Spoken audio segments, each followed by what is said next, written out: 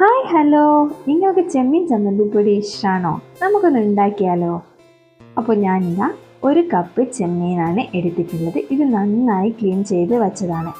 ഇനി ഇത് നന്നായി വറുത്ത് എടുക്കണം. അതിനുശേഷം ഞാൻ 2 തേങ്ങയാണ് എടുത്തിട്ടുള്ളത്. അതിലേക്ക് 8 ചെറിയുള്ളി, 1 കഷ്ണം ഇഞ്ചി, 8 വെളുത്തുള്ളി, 1 നാരങ്ങ വലിപ്പത്തിലുള്ള പുളിയും എടുത്തിട്ടുണ്ട്.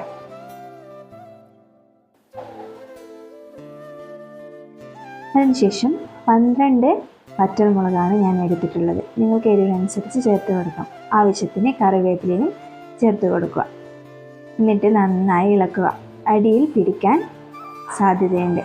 നമ്മൾ ഇതിൽ വെളിച്ചെണ്ണയൊന്നും ചേർക്കാത്തത് കൊണ്ട് പെട്ടെന്ന് അടിയിൽ പിടിക്കാൻ സാധ്യതയുണ്ട്. അതിനാൽ കൈ വിടാതെ നന്നായി ഇളക്കി കൊടുക്കുക. ഈ പരുവമാവുമ്പോൾ